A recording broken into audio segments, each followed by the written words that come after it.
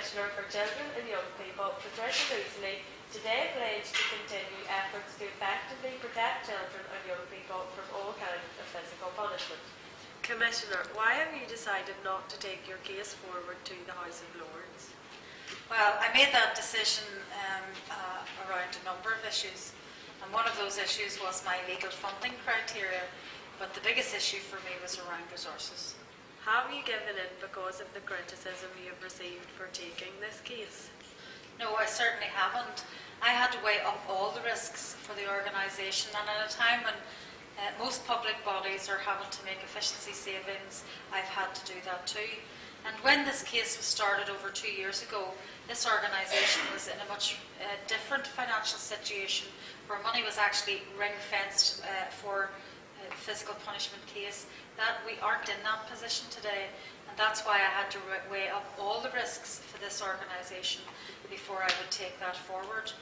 I think it is important to note, though, that because we're not taking the legal action forward, doesn't stop our support for the banning of physical punishment. When I've been out and about, young people have told me that hitting is wrong. I've had emails and phone calls from parents who believe what we were doing was right. The United Nations Committee on the Rights of the Child believes that we should ban physical punishment. And many organisations, particularly in the Children's Centre, have supported the stance that we've taken so far and will continue in the future. How much would it have cost to bring this forward to the House of Lords? Well, I couldn't say for certain how much that it would have cost. But what I do know is that I had to weigh up the risks. That in fact, if we had won the case, it would have been very little cost that we would have had to pay. But I had to weigh up the risks to the organisation if we were going to take this forward. And in a climate where everybody is making efficiency savings, and this organisation is no different from many others, then I had to take that into consideration when I was making the decision.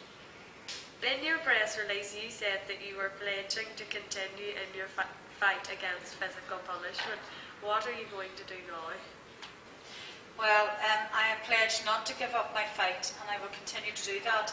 I've spoken to many of the organisations that have supported us over the last number of years around this issue, and we will come together in the future to look at how we can continue to influence and to challenge government in particular to change the legislation to ensure that we protect our children at all levels.